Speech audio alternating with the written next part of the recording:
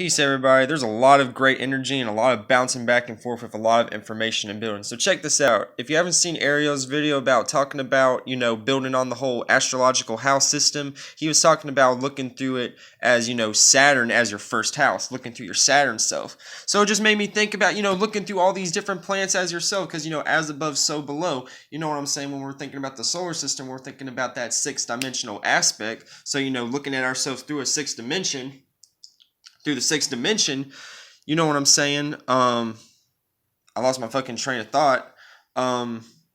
Yeah, you just look at your different selves because, these different organisms are within your body as above, so below, and it's all connected. So, with that being said, check this out. I added Mars, the Mars self. So check this out.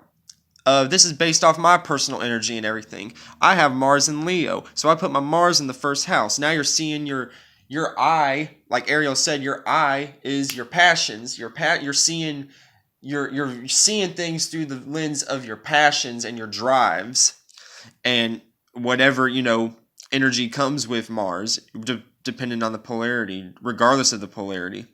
So based on this, you could say that with my Mars, that with my passions, looking through my passions with my lens, sometimes I have to stumble upon my values in Virgo and analyze my values and what I'm stumbling upon and what I need to reconsider in my second house. I got my North Node in my third house in Libra, looking through the lens of Libra.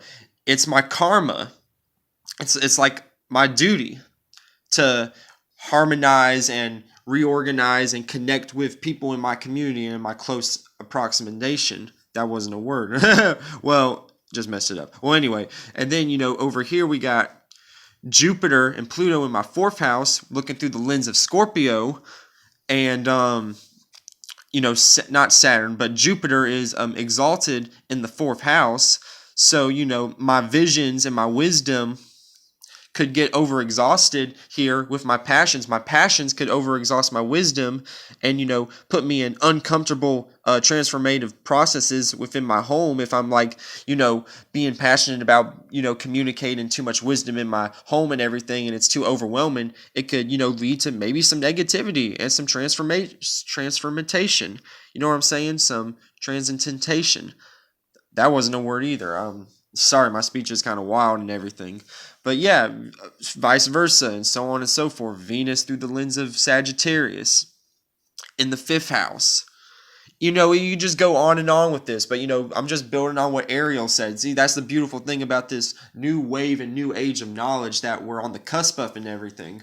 We're just bouncing off of each other's ideas, and it's just a beautiful thing. Everybody is unlocking their creativity, and their creative juices are flowing. So this is just a good building technique that I wanted to build on.